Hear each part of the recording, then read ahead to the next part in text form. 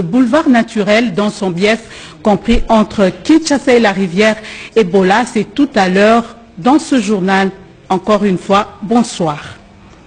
En nouvelle, le président de la République vient de signer des ordonnances, vous l'avez suivi tout à l'heure sur nos antennes, sur la nomination au sein des FARDC et dans la magistrature. La 40e réunion du Conseil des ministres s'est tenue à la Cité de l'Union africaine. Les membres du gouvernement connectés par vidéoconférence avec le président de la République ont examiné les modalités de la levée de l'état d'urgence déclaré depuis le 24 mars dernier. C'est un reportage de Patrick Michel Moukoui. Après près de 4 mois au rouge, l'alerte au coronavirus en République démocratique du Congo vire vers l'orange. À 4 jours de l'expiration de l'état d'urgence, le garant de la nation et chef de l'État Félix-Antoine Tshisekedi Tshilombo a réuni ce vendredi 17 juillet les membres du gouvernement pour discuter sur les modalités pratiques de la levée de cette mesure prise pour contenir la propagation de la pandémie à coronavirus dans le pays. La 40e réunion du Conseil de ministres a examiné tous les aspects de la situation sanitaire de la Covid-19 après exposé et explication du ministre de la Santé, complété par le coordonnateur du secrétariat technique de la riposte. Déclaré le 24 mars dernier et promulgué une fois par l'Assemblée nationale, l'état d'urgence a permis la limitation du nombre de contaminations à travers le pays. Au vu des résultats qui lui seront présentés par les experts du comité de riposte, le chef de l'État va selon le besoin décider dans les prochaines heures de la levée ou pas de l'état d'urgence. La réunion de ce jour a connu plusieurs autres points d'information, entre autres celui sur la nomination du coordonnateur de l'ITE-RDC, la situation sécuritaire ainsi que l'état de l'administration du territoire. Et le Premier ministre séjourne depuis hier à Lubumbashi. Le Haut-Katanga enregistre une augmentation de l'insécurité. Ilunga Ilunkamba sera donc à l'écoute de plusieurs acteurs sociaux durant sa mission. Il est accompagné du ministre de la Défense nationale, Emengoy Mukena. Depuis quelques semaines, on signale une insécurité grandissante dans le Haut-Katanga.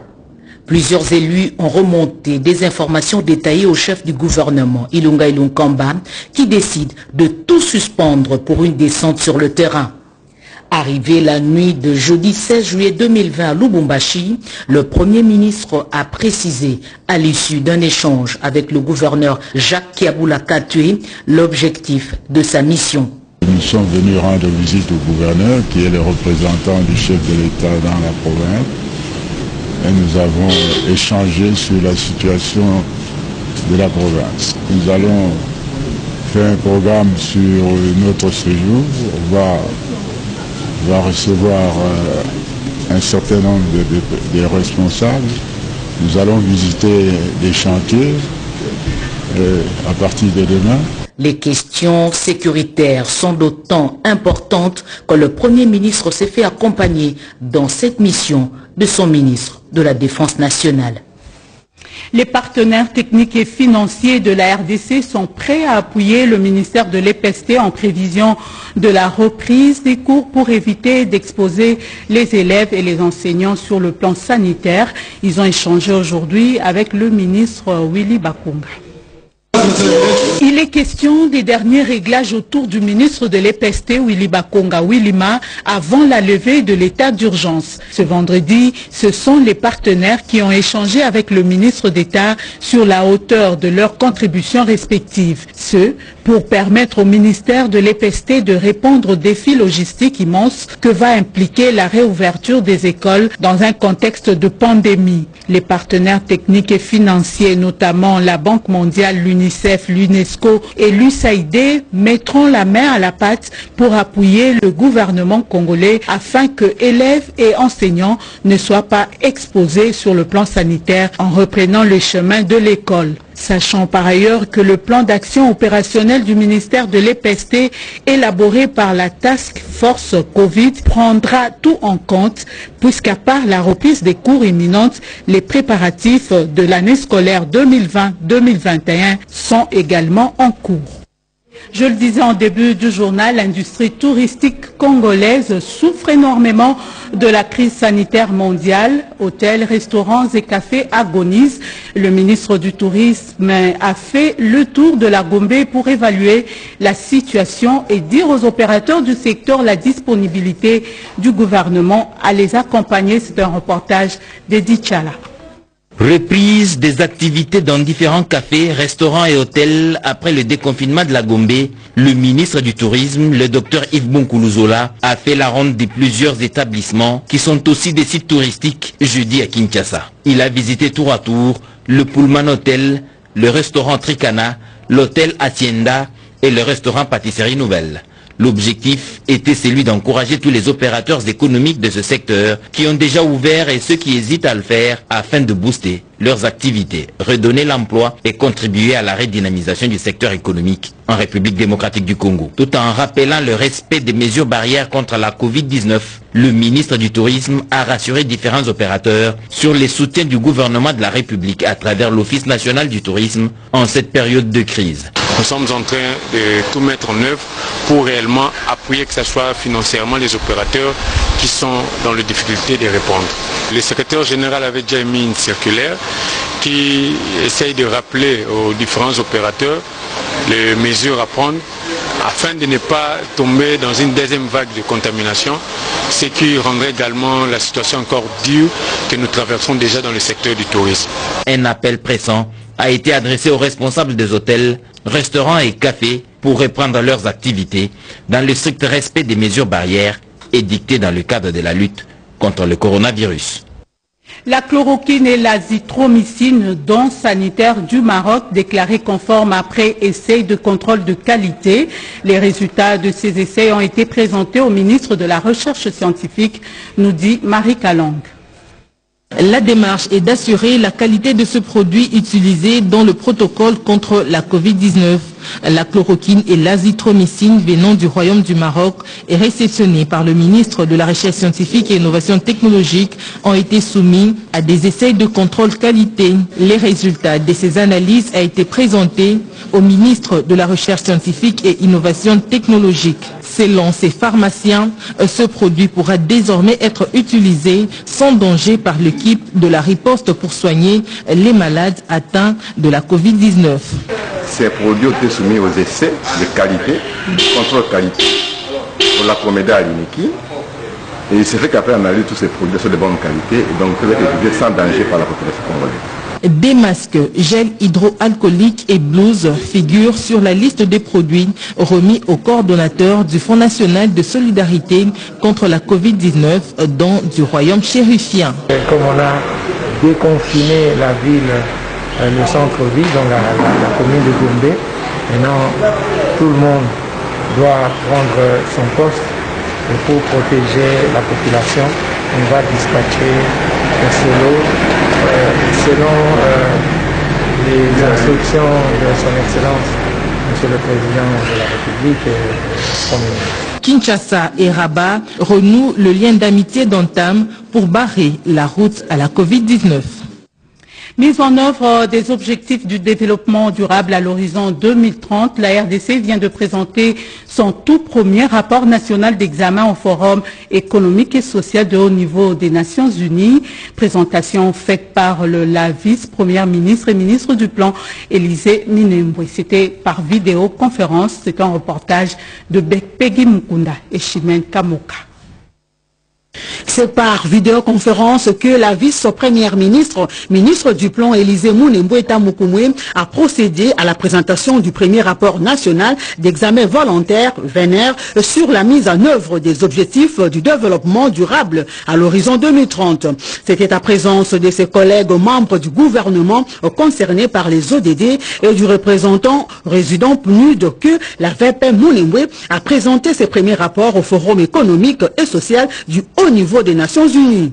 Le contenu de ces rapports vénère 2020 indique quelques avancées significatives et perspectives, notamment dans l'accélération de la mise en œuvre de la gratuité de l'enseignement des bases et la prise en compte de la couverture sanitaire universelle. Mais il reste à faire sur différents domaines pour l'atteinte des ODD en RDC selon les exigences de l'agenda 2030 lancé par les Nations Unies en 2015, entre autres engager des réformes politiques publiques et mobiliser plus de ressources financières. Le PNUD est toujours avec nous et à tout moment pour nous pousser, pour nous assister, nous accompagner et pour que nous puissions évoluer dans la mise en œuvre des objectifs du développement durable.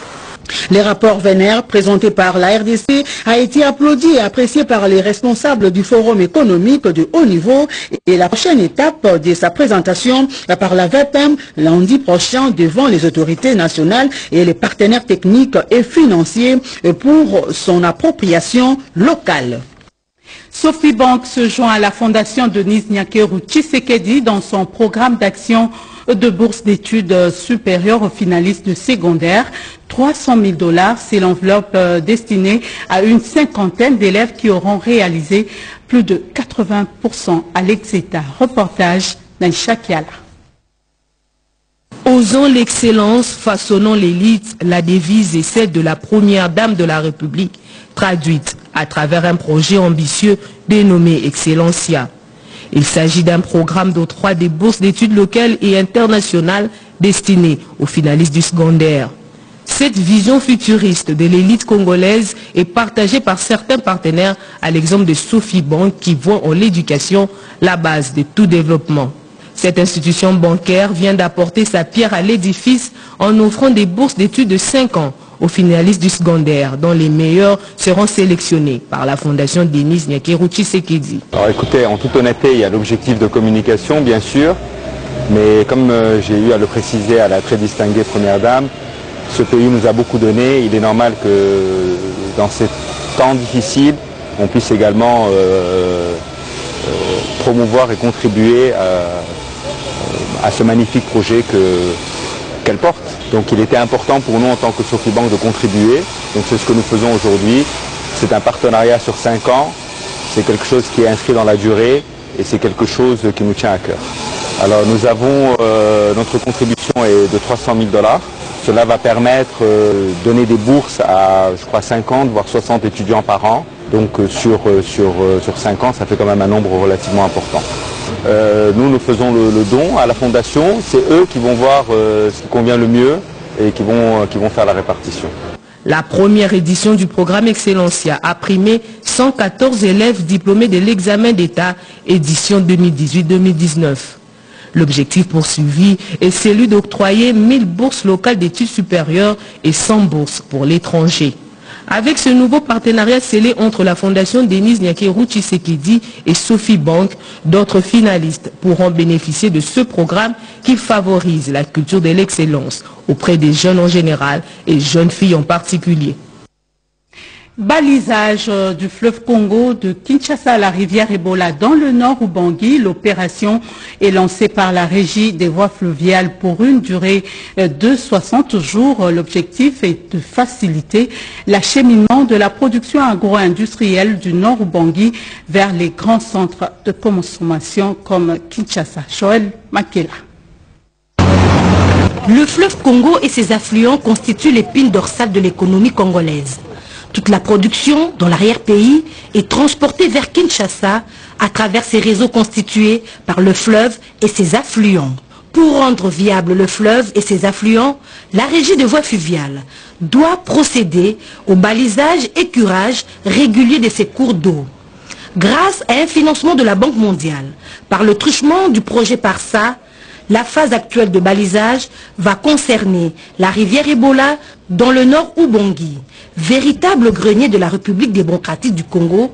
Malheureusement, cet affluent n'a jamais été balisé. Également, il y a des routes et des secteurs agricoles. Mais cette fois-là, PARSA a jugé mieux qu'on puisse prioriser la voie d'eau. Donc ici, ce sont des travaux de balisage, des snagages et autres, afin de permettre à la population, non seulement du nord Ubangi, mais également son hinterland, afin d'évacuer facilement, et surtout par voie d'eau, une voie qui est la moins onéreuse, la moins coûteuse, évacuer les denrées alimentaires, les produits de première nécessité, en partant de centres de production au centre de consommation. Pendant 60 jours, l'opération va constituer à élaguer les troncs d'arbres qui obstruent la navigation. À terme, cette opération permettra à la population du Nord Ubangi d'acheminer facilement sa production qui pourrit vers le fleuve, ainsi qu'à Kinshasa, et les autres agglomérations seront inondées en produits agricoles de première nécessité. De la voie fluviale à la voie routière, la nationale numéro 20, menacée d'un ravin à l'entrée de la cité d'Idiofa, a été sauvée de justesse grâce aux travaux anti-érosifs exécutés par la brigade 212 de l'Office des routes Kikwit, travaux financés par le FIDA à travers le projet Papakin. Blaise Bokokia, Santa. C'est un véritable ouf de soulagement pour la population d'Idiofa, longtemps plongée dans le désespoir. Un désespoir aujourd'hui espéré grâce aux travaux anti-érosifs intenses exécutés par l'Office des routes. La grande érosion d'Idiofa appartient désormais à l'histoire. C'est un encouragement parce que le ravin qui a été ici a empêché la circulation, la communication entre les ponts Moussanga et la cité. Bon, depuis que l'Office des routes a entrepris cette démarche, nous l'encourageons. Mais nous prions à ce que les travaux de l'asphalte puissent demeurer. Très préoccupé, lors de son dernier passage à Idiofa, le directeur général ad intérim de l'Office des routes était en face d'un autre spectacle qui était cette fois-ci beau à voir, car ses instructions ont été bel et bien respectées. L'ingénieur Floribert Moutouti rassure. Nos collaborateurs ont fait un travail de titan. Ça n'a pas été facile, je sais. Mais là, nous sommes arrivés peut-être au quart du travail, parce que finalement il faudra construire un collecteur qui reprend les eaux d'en haut jusqu'au fond. Autrement, ce que nous avons fait jusque-là va partir. Donc il y a encore beaucoup à faire. L'arrêt de la progression et la disparition de l'érosion d'Idiofa sont le fruit d'une étude minutieusement menée et exécutée par l'Office des routes dans la province du Kulou. La nature des travaux ici exécutés en témoigne long. De là où les Chinois se sont arrêtés, jusqu'à la rivière, ça fait une longueur totale de 2300 mètres linéaires. Donc il nous reste la maîtrise des eaux qui viennent en amont pour complètement maîtriser l'érosion. Le Fonds international pour le développement agricole a mis les moyens financiers à travers le projet Papakin, qui est un programme conçu pour appuyer les pôles d'approvisionnement de Kinshasa en produits vivriers et maraîchers, aujourd'hui devenus une réalité dans cette partie du territoire national.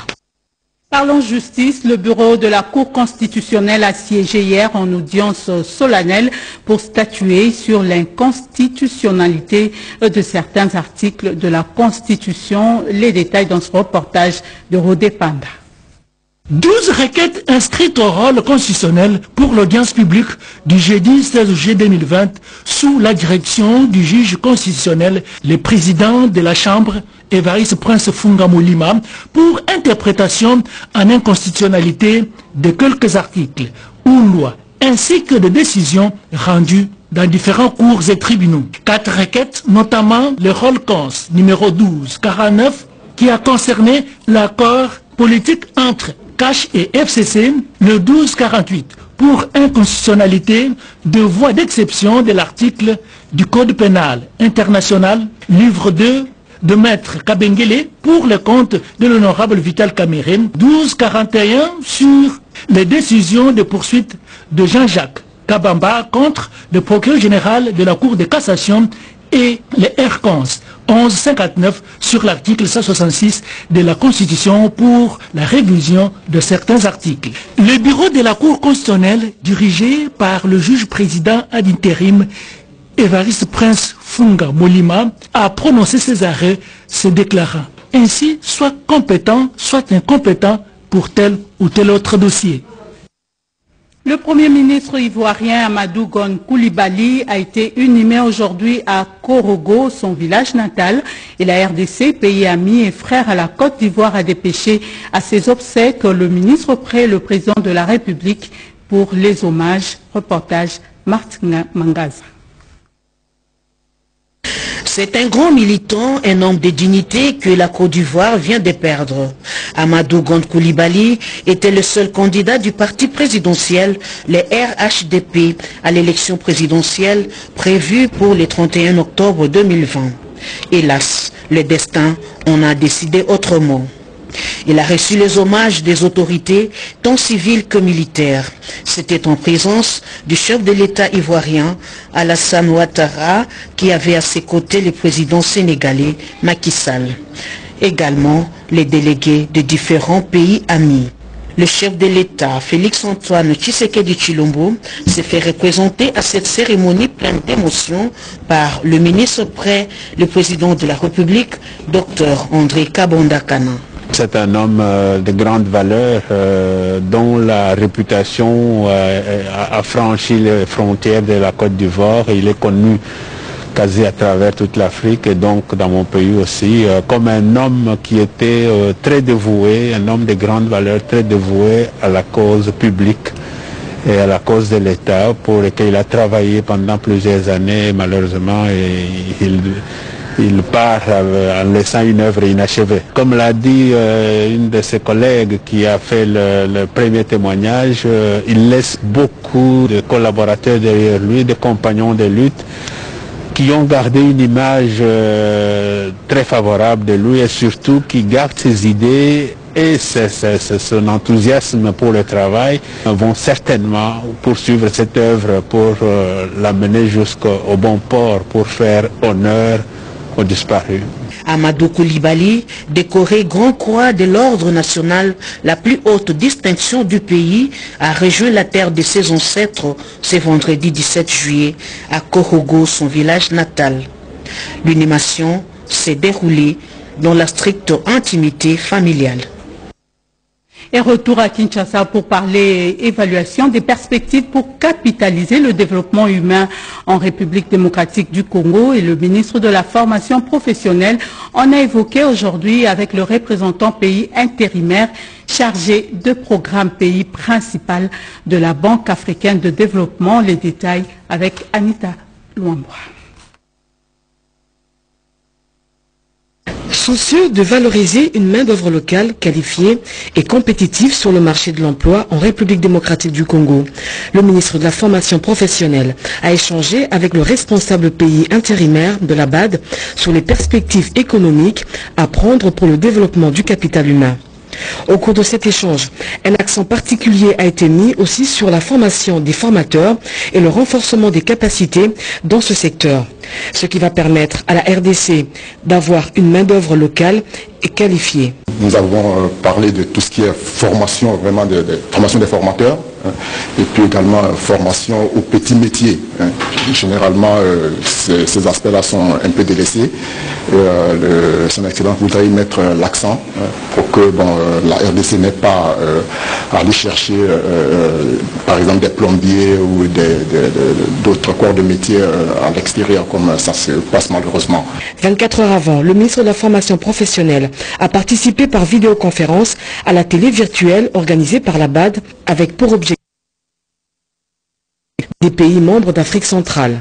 Il y a aussi la possibilité de rendre la professionnalisation beaucoup plus efficace. Et c'est là, à travers le développement du capital humain, et de cette façon-là, ça demande à ce que l'attention soit beaucoup axée sur le financement des infrastructures de la formation professionnelle, l'acquisition des équipements et des matériels didactiques. À travers l'élaboration de la stratégie sectorielle spécifique de la formation professionnelle, John Tumba entend matérialiser la vision du chef de l'État Félix-Antoine Tshisekedi, celle de mettre l'homme au centre de tout intérêt. La crise sanitaire n'a pas épargné l'entrepreneuriat féminin et pour soutenir et encourager le génie féminin, la foire dénommée Kitunga est érigée dans l'enceinte du secrétariat général au genre. Et la ministre d'État Béatrice Loméa est passée par là, nous dit Yvette Mankoutima. Des articles vendus et produits par des femmes, la foire Kitunga est l'un de ces rares cadres en cette période de crise sanitaire à mettre en exergue l'entrepreneuriat féminin. La ministre d'État, ministre du Genre, Enfants et Famille, Béatrice Lomé-Atilité, s'est rendue au secrétariat général au genre qui abrite cette foire pour encourager l'initiative, non pas par des simples mots, mais en se procurant les produits en vente. C'est encore une fois la démonstration de l'effort des femmes qui ne croisent pas le bras. Nous sommes à un moment très difficile. Non seulement que les femmes résistent, mais elles ont toujours été là. Et donc moi, comme ministre de tutelle, il était important que je sois là ce matin, les encourager pour dire que la vie de la communauté est entre nos mains. Quelque chose qu'il y a comme défi, nous devons tenir. Et lorsque nous voyons des femmes comme ça avec différentes spécialités, que nous avons la volonté de les accompagner. L'opération d'achat et vente mobile suffisant pour augmenter les interactions sociales. La patronne du genre, Béatrice Lomé-Atilité, en a profité pour sensibiliser sur les comportements à adopter pour éviter la propagation du coronavirus. C'est tout à fait normal que même lorsqu'il y a une activité comme ça, on puisse respecter les mesures barrières puisque nous donnons la vie et nous sommes censés la protéger. Même si nous reprenons les activités puisque les familles vont devoir continuer à vivre, mais la pandémie est là. Et la moindre des choses, c'est nous protéger les autres. Et le meilleur moyen de protection, c'est le masque. Vendredi et samedi sont là les 2 jours choisis pour l'exposition des articles. Parlons infrastructure avec la réhabilitation des routes à Idiofa.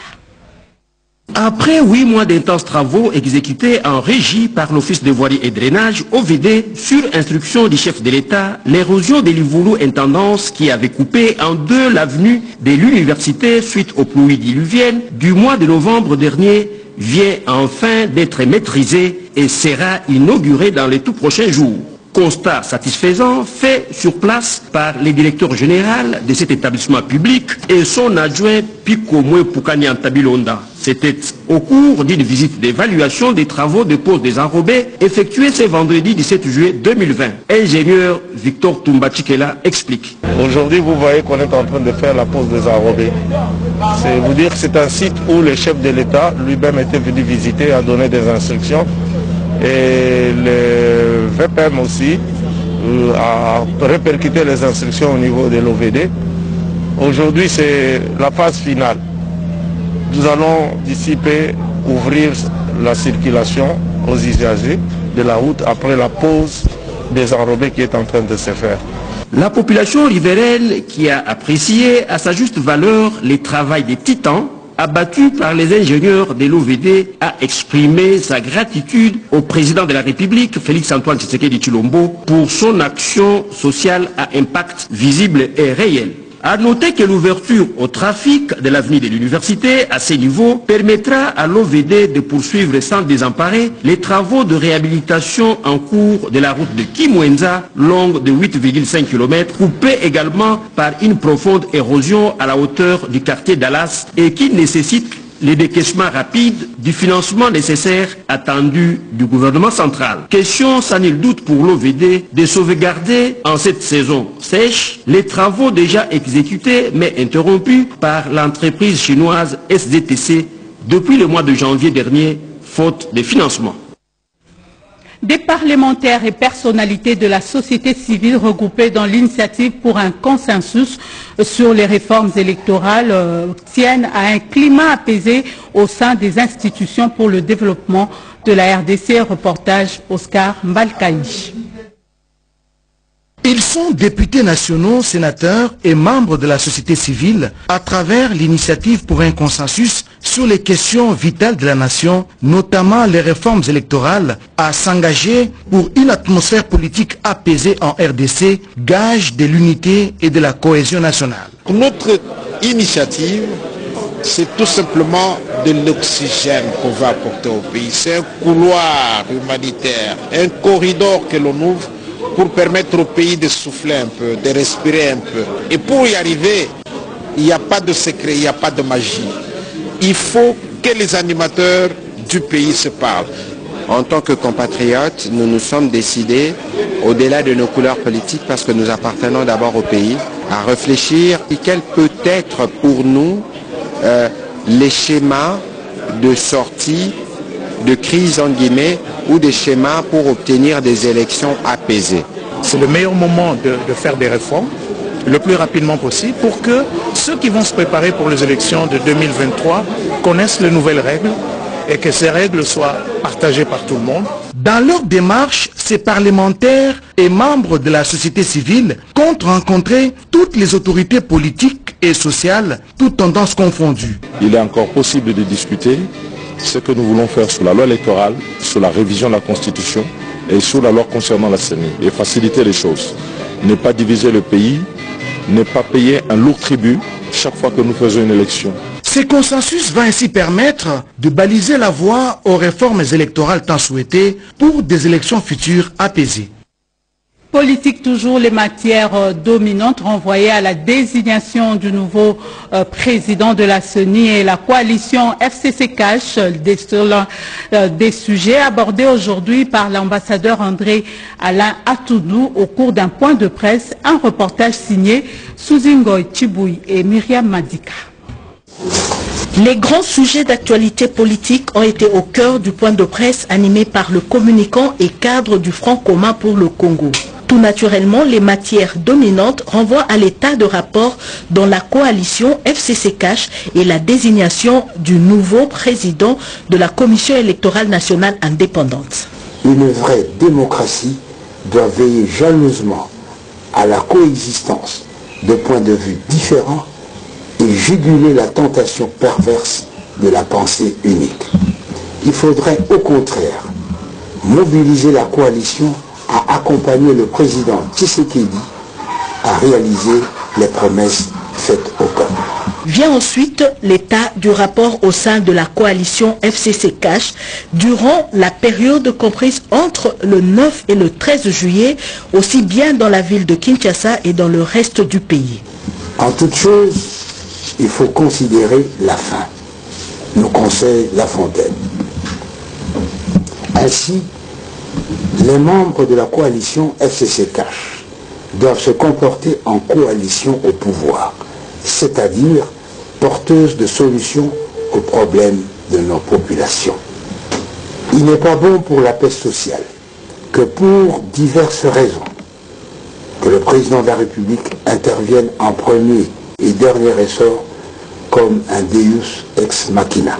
S'agissant du discours du chef de l'État, le 30 juin, journée de l'indépendance de la RDC, un autre thème qui a focalisé l'attention. André Alain Atoudou salue la volonté du chef de l'État de maintenir la cohésion nationale et son engagement à poursuivre l'instauration de l'État de droit et la lutte contre l'impunité. Un communiqué avant de poursuivre ce journal, le ministère de la Coopération internationale, intégration régionale et francophonie porte à la connaissance du public congolais que l'Agence coréenne de coopération internationale COICA offre un programme de bourse d'études pour le master en réforme et gestion du secteur public en faveur des fonctionnaires et agents du secteur public de l'État. Le candidat désireux de s'inscrire dans ce programme doit répondre aux critères ci-après: être citoyen congolais, être un fonctionnaire de l'État ou un employé dans le secteur public, avoir un diplôme de licence ou suivi une formation équivalente, avoir une connaissance suffisante de l'anglais parlé et écrit permettant de suivre des cours uniquement menés en anglais, avoir une bonne aptitude physique et mentale, n'avoir jamais bénéficié d'une bourse d'études du gouvernement coréen, de préférence avoir moins de 40 ans. La lettre de désignation du candidat doit être adressée au secrétaire général à la coopération internationale au plus tard le 5 août 2020 à 15 h. Les formulaires et autres documents y afférents sont à retirer en version électronique au siège de la COICA, 6 boulevard Tchati, numéro 36, commune de la Gombe, ou envoyer un email à christelle@gmail.com. christelle@gmail.com, c'est signé Maître Pépin Guillaume Manjolo. Le gouverneur de la province du Sud Kivu, Théo Ngwabidje, a inauguré 2 écoles et a visité un projet de pisciculture à Idjui. Suivez.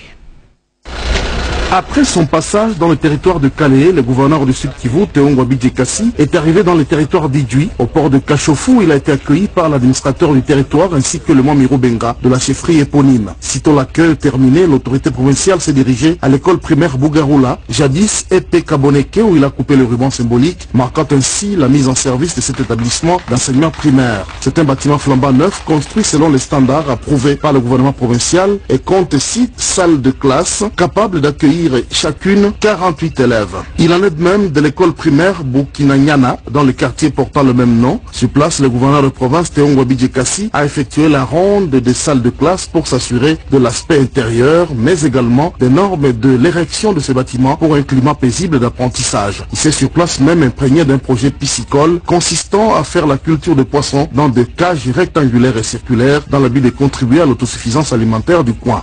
L'équipe projet vient matérialiser notre vision sur la reconstruction des infrastructures des bâtiments.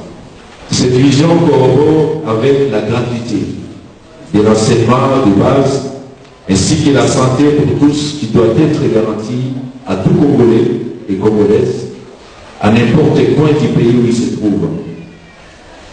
Cela concrétise surtout la vision du président de la République, chef de l'État, Son Excellence, Monsieur Félix Antoine Tshisekedi Tshilombo. Avant de regagner Bukavu, Théo Ngwabidje Kassi a réuni l'ensemble des forces vives du milieu afin d'aborder certaines questions pouvant aider le développement de cette entité. Autorités administratives et coutumières, sociétés civiles et différentes personnalités ont présenté d'autres défis auxquels fait face Idjui Nord. C'est entre autres la réhabilitation des infrastructures routières, la rénovation d'autres écoles et structures sanitaires, ainsi que l'accès à l'eau, tout en félicitant l'autorité pour les réalisations déjà entreprises dans ce sens et qui vont certainement apporter un plus dans le social des habitants du coin. La modernisation de la voirie de Goma. Nous sommes là dans le Nord Kivu, au centre des préoccupations du gouverneur de province. Carly Nzanzuka Sivita a effectué une visite d'inspection des travaux exécutés dans sa province. Modernisation de la voirie de Goma. Les travaux exécutés dans ce sens sur l'axe communément appelé Entrée Président tendent à leur fin. Les collecteurs des eaux de pluie y est déjà complètement construit. L'heure est à la préparation de la pose de la couche de roulement sur les tout derniers kilomètres débouchant sur l'enclos de l'actuel gouvernorat du Nord Kivu. Les gouverneurs Carly Nzanzuka Sivita, accompagnés des techniciens de l'OVD, y ont effectué une visite d'inspection ce jeudi 16 juillet 2020.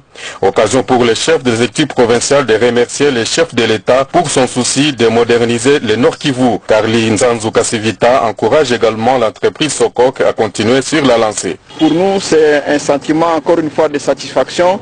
Je réitère mes remerciements au chef de l'État pour ce programme 100 jours parce qu'à Goma c'est une réalité et nous souhaiterions qu'on continue sur cet élan parce qu'on n'a pas encore hanté la promesse du chef de l'État. Il nous avait promis 12 km et demi et la population de Goma remercie le chef de l'État pour ses soucis, cette volonté de la modernisation de la voirie urbaine de la province du Nord Kivu. Le chef technique de Sokok, ingénieur Jacques Amani, rassure que très bientôt la moitié des travaux des 12,5 km seront accomplis. Nous nous battons pour faire le nécessaire et pour atteindre l'objectif. Notre objectif c'était de réhabiliter les 12,522 km nous octroyés par le chef de l'État. L'entreprise Sokok continue d'exécuter des travaux similaires à Bukavu, toujours dans le cadre des travaux financés par les programmes d'urgence de 100 jours du chef de l'État, comme c'est le cas pour les tronçons visités ce jour à Goma par le gouverneur du Nord Kivu. Découvrant ce communiqué de la Société nationale d'électricité SA, la Société nationale d'électricité SNEL SA, département de distribution de Kinshasa DDK, informe son aimable clientèle que suite aux travaux prévus respectivement au poste haute tension de Maluku et à la sous-station Cité 2, la fourniture de l'énergie électrique sera interrompue ce samedi 18 juillet 2020 de 7h à 18h dans certains quartiers des communes ci-après.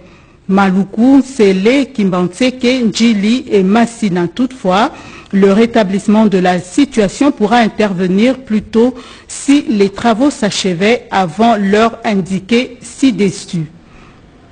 Pour toute information utile, nos centres de vente et services sont à la disposition de la clientèle ainsi que le call center 177 188 8 SNEL SA présente ses excuses pour ce désagrément.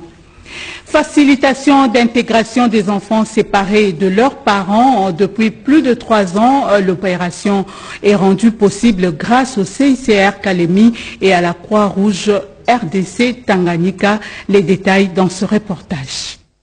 Enfants, dont 4 filles, tous moins de 18 ans, appelés autrement enfants non accompagnés, qui ont été séparés de leur famille entre 2016 et 2017 suite aux différents conflits et violences internes au Tanganyika, viennent de bénéficier de la réunification familiale dans leurs différents territoires d'origine, notamment Kongolo, Kabalo, Manono et Kalemi. Cette réunification a été rendue possible grâce à l'implication du Comité international de la Croix-Rouge, CICR, et la Croix-Rouge RDC Tanganyika. Déjà le lundi 13 juillet 2020, 5 de ces enfants ont été réunifiés avec leurs parents après plus de 3 ans de séparation. Pour ce mercredi 15 juillet, c'est le tour de Fatou Mapombo, une fillette de 6 ans qui vient de retrouver ses parents à Kalemi, venant de Kongolo, après plus de 3 ans de séparation où elle s'est retrouvée à Mbouloula à raison de différents conflits qui ont été à la base de plusieurs déplacements de populations. Notre joie aujourd'hui est de voir l'enfant qui était resté à Mbouloula à l'âge de 1 année et 3 mois. Nous n'avions pas l'espoir de le revoir. Vous l'avez amené à Kongolo jusqu'à Kalemi. Nous disons merci de revoir cet enfant parmi nous. Sylvia Todoro, chef de sous-délégation CICR Kalemi, s'est dit satisfaite de voir le mandat de CICR se concrétiser petit à petit au Tanganyika. Ces activités de rétablissement des liens familiaux font partie du cœur du mandat du CICR, qui est à la base de la protection de la population civile. Sur le terrain de la Croix-Rouge RDC, appuyée par les CICR, qui facilite la recherche de ses proches. Ce qui est important, c'est que nous sommes en train d'assurer la continuité de nos opérations. Ces besoins n'ont pas évolué, donc il faut continuer quand même à assurer notre présence sur le terrain à côté des populations les plus vulnérables. Améliorer l'accès aux soins de santé, rétablir les liens familiaux et visites aux personnes privées de liberté, soutien aux besoins essentiels de ménage, promouvoir les droits internationaux humanitaires, ce sont là quelques activités menées par les CICR au Tanganyika depuis 2018. J'imagine donc la joie de ses parents. En Ituri, on parle de réunion de sécurité dans ce reportage. Au cours de cette réunion sécuritaire hebdomadaire, plusieurs points faisant l'objet de la sécurité sont évoqués. Dans les territoires d'Aru, quelques foyers de violence sont signalés. Jean Bamanisa Saïdi rassure la population du contrôle de la situation par le FARDC. On a eu aujourd'hui encore le monitoring de toute la situation sécuritaire au niveau de nos territoires.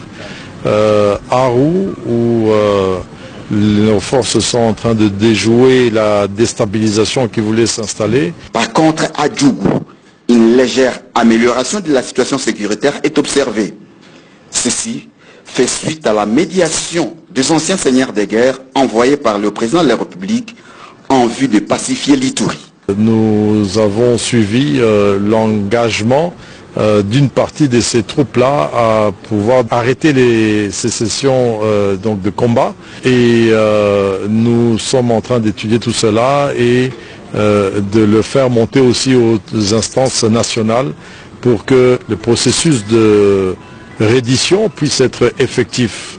L'insécurité causée par des personnes non notamment identifiées dans la ville de Bunia n'est pas passée inaperçue. Jean Bamanisa Saïdi précise. Et concernant la ville de Bunia, ce qui inquiète effectivement ces derniers temps, une résurgence de criminalité, ensemble avec la police qui a aussi adapté sa sécurisation de la ville en même temps que l'armée pour que Bunia doit revenir comme elle a toujours vécu dans le calme. En dehors de quelques cas isolés d'insécurité, la situation sécuritaire de la province reste relativement calme. Parlons religion avec l'ordination de l'abbé Robert, il est du Kwilu. C'est une première dans l'histoire du diocèse de Tarragone, en Espagne. Un diacre africain de nationalité congolaise est admis dans l'ordre presbytéral de ce diocèse. L'abbé Robert Otaba a été ordonné prêtre dimanche 12 juillet 2020. En cours, cette cérémonie d'ordination était présidée par l'archevêque du diocèse de Tarragone, Monseigneur Johan Planeles. Au début de la messe, l'archevêque Johan s'est adressé en français aux parents du nouveau prêtre non présents à la cérémonie pour cause de la Covid-19. Il les a remerciés pour avoir offert à l'Église universelle leur enfant pour paître les brebis du grand berger qui est notre Seigneur Jésus-Christ. L'abbé Robert Otaba a reçu un cadeau de la petite communauté congolaise de Tarragone à travers des chansons en Kikongo et Lingala. Papa et maman, desde Kinshasa, que vous me suivez, je vous envoie tout mon corps, toute ma bénédiction. Merci pour tout. Mon nom est Sungulu Langue, mon nom est Binangue Nazina Nangue, Robert Otaba. Ainsi, au nom de toutes les communautés d'Idiofa, secteur Kapia, d'Ibayaloubwe et Mangaï, les notables Zéphirins, Mamoko, Moukwampoul présentent ses félicitations au nouveau prêtre Robert Otaba, né à Kinshasa, où il a fait ses études primaires à l'EP3 Boboto et les humanités au petit séminaire de l'Infou au Congo central. Religion toujours, l'église kimbanguiste célèbre aujourd'hui, 17 juillet, le 48e anniversaire du programme d'encadrement des enfants kimbanguistes. Reportage Tétis Samba. 48 ans déjà, depuis que l'église kimbanguiste a mis en place un programme d'encadrement des enfants et des jeunes filles pour l'autonomisation dans l'avenir. L'idée a émergé au centre agro-pastoral de l'Utendele avec son éminence Joseph Tenguena Kuntima, premier chef spirituel et représentant légal de l'église kimbanguiste, qui a bien voulu donner quelques jeunes filles désœuvrées une formation spirituelle et sociale pour leur avenir. Que devient ce programme aujourd'hui? Le 17 juillet, au sein de l'église kimbanguiste, rappelle le début de la retraite spirituelle. En 1972, son éminence Dianguenda Kuntima Joseph avait jugé bon de pouvoir amener les jeunes filles à l'Utendele. La retraite spirituelle a fait que l'église puisse décoller dans le sens de son épanouissement, de son développement. De ce centre de l'Utendele a germé le programme agro-pastoral et une chorale des enfants kimbanguistes Koreki en sigle. Aujourd'hui, une délégation s'est rendue à Kamba dans le cadre de la commémoration de son anniversaire pour obtenir auprès du chef spirituel la relance de ce programme de développement et de réinsertion sociale. Le 17 juillet de chaque année restera à jamais un souvenir de la vision autour d'un programme de développement et de réinsertion sociale. Dans la province du Lualaba, le gouverneur Richard Mouyej Manguez-Mans a visité les travaux de construction de la route allant de Moussompo village et qui fait jonction avec la route Mangamanga au quartier Golf. Les travaux de cette route sont exécutés par une entreprise chinoise. Au Lualaba, le tout récent défi relevé dans le secteur des infrastructures routières, c'est le pont de l'alternance inauguré le 30 juin dernier. Pour Richard Mouyej, gouverneur de province, cette prouesse est déjà un succès du passé. Il est temps de relever d'autres défis. Il a entrepris avec son gouvernement la construction d'une autre route qui part de Moussampo-Gare sur la nationale numéro 39 et qui débouche sur la route Mangamanga du côté de l'Istem, longue de 10 km et demi. Cette route contribuera à désengorger davantage les trafics dans le centre-ville de Kolwezi. Et pour ceux qui choisissent le cimetière Cité des Anges comme dernière demeure de leurs proches, ils ne pourront plus s'embourber comme c'était le cas dans un passé récent. Le gouverneur s'est rassuré de l'évolution des travaux.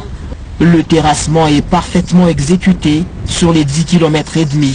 Bientôt, la route va recevoir sa couche d'asphalte. Le passage, ça va passer dans 15 jours, parce que les bitumes sont déjà en route. Dans 10 jours, 12 jours. Les bitumes, quand ils sont arrivés, on commence déjà à asphalter. Très bien. La construction de cette route va favoriser l'expansion de la ville de Kolwezi. C'est le vœu du gouverneur Richard Mouyej-Mangazmans et tout son gouvernement. Rendons-nous dans le sud du Bangui, précisément à Dongo, où la population a reçu des kits sanitaires. C'est un don signé la nouvelle génération Tshisekedi, coordonnée par Junior Mata. Combattre la Covid-19 et prévenir la propagation de cette pandémie dans un sentiment de solidarité fraternelle et de sensibilisation, de proximité, c'est la stratégie que s'est assignée la nouvelle génération Tshisekedi NGT de la province du Sud-Ubangui. Respectant les mesures barrières, l'équipe de la NGT Sud-Ubangui, précisément dans le secteur de Dongo, a exhibé pour la circonstance une banderole où l'on pouvait lire un message appelant la population à prendre conscience de la dangerosité de la pandémie à Covid-19. Sans désemparer, cette structure locale dirigée par Camille Moangui était d'abord au centre de santé Bokondi de Dongo. Sur place, les équipements pour le lavage des mains et masques de protection ont été distribués, un geste bien accueilli. La population et nous les médecins, nous vous remercions pour ces gestes qui permettra à ce qu'on puisse lutter contre la Covid-19. La remise des kits s'est poursuivie aussi au marché de Dongo et au pont de l'ex-Onatra. À l'état-major de la police de Dongo, le capitaine responsable a appelé la population et la police à l'unité pour faire barrage à la pandémie la plus longue, la plus complexe et la plus meurtrière de l'histoire.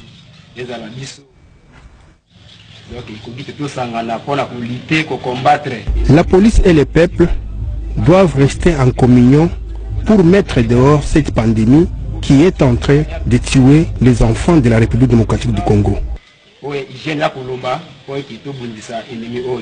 Depuis l'annonce de l'état d'urgence sanitaire décrété par le chef de l'État, Félix Antoine Tshisekedi, la NGT sous le leadership de Junior Mata Melanga ne ménage aucun effort pour vulgariser les mesures barrières à même de sauver la population contre cet ennemi mortel qui n'a pas jusqu'aujourd'hui de remède ni de vaccin. Un mythe qui peut tomber en apportant la bonne information. Le développement du territoire de Walikale dans le Nord Kivu, sujet au cœur des échanges entre la vice-première ministre, ministre du Plan et une délégation des partenaires techniques et financiers. Reportage Peggy Mukunda. Le projet d'investissement pour le développement du territoire de Walikale dans la province du Nord Kivu a fait l'objet de la rencontre entre la vice-première ministre, ministre du Plan Élisée Mounimbwe et la délégation des représentants de l'UNICEF, de la FAO et du PAM.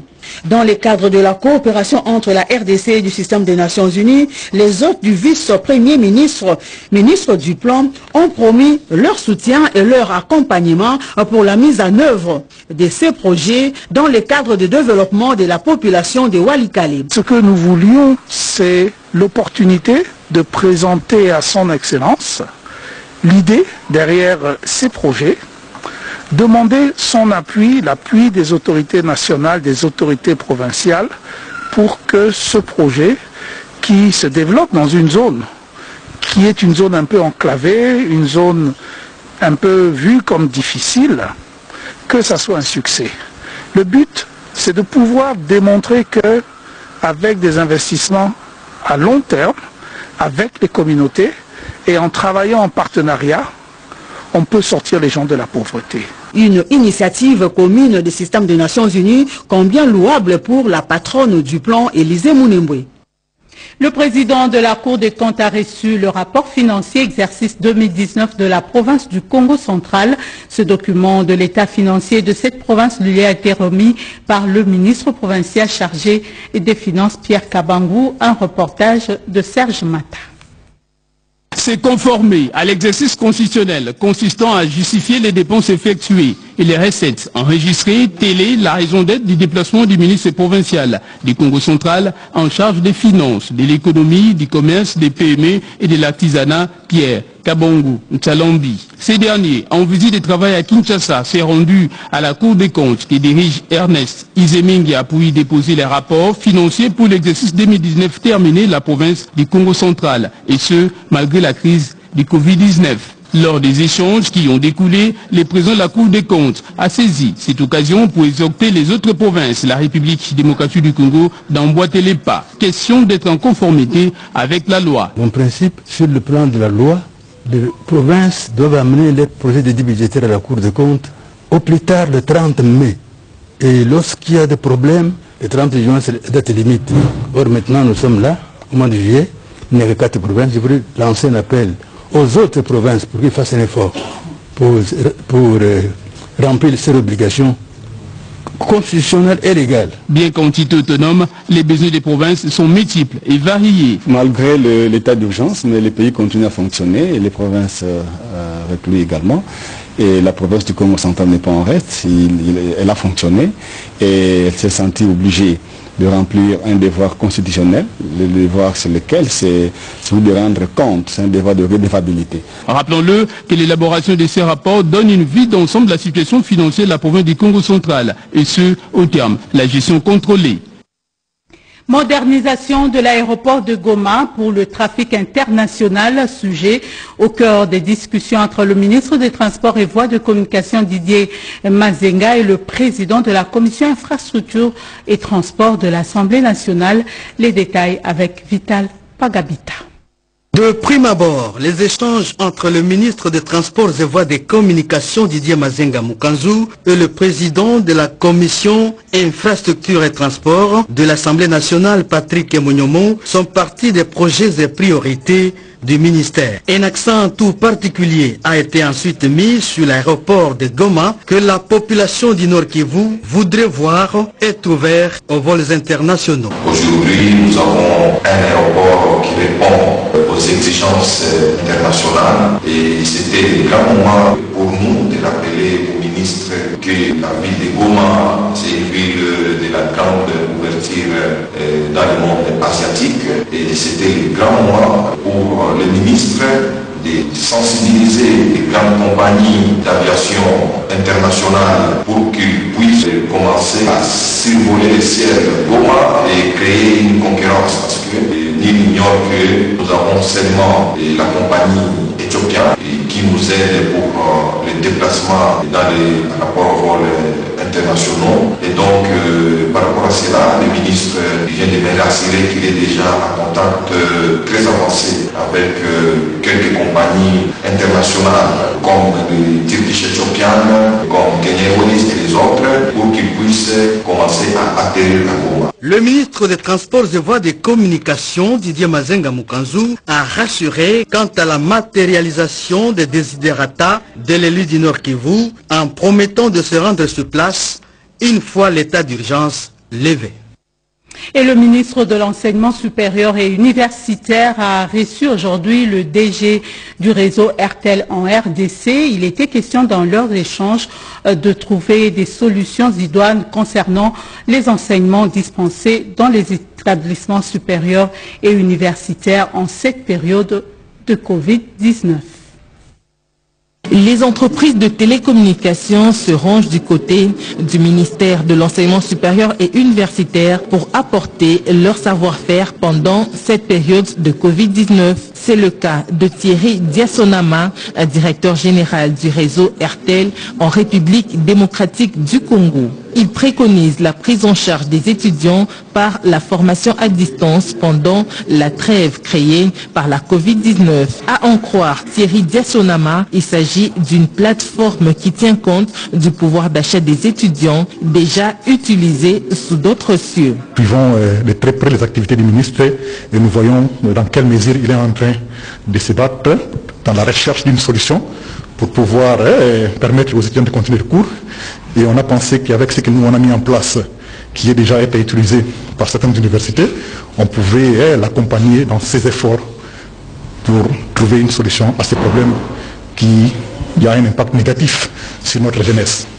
Voilà la raison de notre visite. On a été reçu par le ministre qui a favorablement accueilli cette initiative et nous allons, courant la semaine prochaine, faire une descente sur le terrain pour qu'ils puissent rendre compte de l'effectivité de cette solution et dans quelle mesure on peut voir la possibilité de l'étendre à d'autres établissements d'enseignement supérieur et universitaire. Cette initiative novatrice n'est pas tombée dans l'oreille d'un sourd confus, le ministre de l'enseignement supérieur et universitaire Thomas Loakalo Senjola. L'enseignement en ligne dans les universités et institutions supérieures de la RDC doit être normalisé pour un meilleur rendement. Et dans le cadre des préparatifs des Jeux de la francophonie qui se tiendront très prochainement en 2021 à Kinshasa, le ministre des Sports a visité le stade Tata Raphaël. Marcel Amos Mbayo a également échangé avec les dirigeants sportifs et la ministre provinciale des Sports et Loisirs de l'Ituri. Le condensé dans ce reportage de Serge Mata. La ministre provinciale de la Jeunesse, Sport et Loisirs de l'Ituri a été l'hôte du ministre national des Sports, Marcel Amos Mbayo Kitenge. Il a été question de la réhabilitation et des projets de construction des infrastructures sportives viables à la province de l'Ituri. Comme c'est une nouvelle province, il fallait quand même lui faire rapport par rapport à nos attributions, c'est qu'on aimerait aussi faire des innovations. On aura des suites dans les jours à venir. Le ministre des Sports, Marcel Amos Mbayo Kitenge, a par la suite effectué une visite au centre de dépistage des masses implanté au stade des Martyrs. Soucieux de voir ses compatriotes, notamment les dirigeants sportifs, joueurs, les staffs techniques ainsi que médicaux des équipes de football, se faire soigner à temps. Question d'augmenter les chances de guérison. Marcel Amos Mbayo Kitenge a par ailleurs procédé à la visite du stade Tata Raphaël, l'un des sites retenus qui abritera le village des 9e Jeux, la francophonie. Ça sous-entend que les activités sportives vont devoir reprendre. Il fallait d'abord sensibiliser les présidents de différentes fédérations pour les examens médicaux, parce que c'est une urgence. Il faudrait qu'ils se mettent en ordre, que tous les athlètes, avant de commencer, que ce soit les entraînements au niveau de leur base, doivent impérativement passer au Centre national de médecine du sport pour un contrôle médical. En tout cas, le plus dur est fait. Maintenant, on commence à rentrer dans la partie esthétique. La seule partie en gros œuvre qui nous reste à faire, c'est la partie de la tribune d'honneur et les cabines presse et adjacentes qui restent à faire. Et dans 3 semaines, on commencera à faire le visible. J'espère que quand on aura fini, ce sera le lieu où les gens auront le plus envie de venir voir des matchs et vivre des événements. Rappelons-le que les reports des Jeux de la francophonie pour 2022 en raison de la pandémie de Covid-19 a été demandé par la République démocratique du Congo, organisatrice de l'événement sportif et culturel, par une lettre officielle. Découvrons ce message de condoléances avant de boucler ce journal marathon. Message de condoléances de son Excellence Madame le ministre délégué auprès du ministre des Affaires sociales chargé des personnes vivant avec handicap et autres personnes vulnérables. Je viens d'apprendre avec amertume et consternation ce vendredi, la disparition inopinée de M.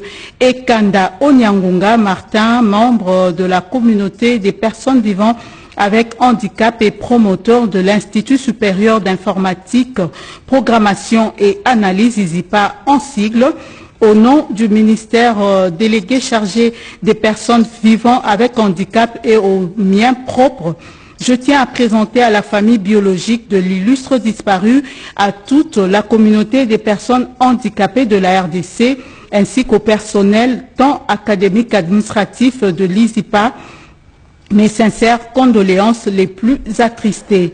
La disparition de M. Ekanda Onyangunga Martin constitue une grande perte pour la communauté des personnes handicapées ainsi que la jeunesse estudiantine de notre pays. À tous, je présente mes encouragements pour une lourde épreuve que nous traversons en ce moment. C'est signé Maître Irène Essambo. Voilà, mesdames et messieurs, ce journal de Doris Mozo, réalisé par Bijou Kataris, est complètement fini. C'était un journal marathon, je vous l'ai dit. Il a connu le concours rédactionnel de Patricia Ungu et Iverson Kabwaba. Merci à vous tous pour l'avoir suivi. L'information continue sur nos antennes et bon début de week-end à toutes et à tous. Au revoir.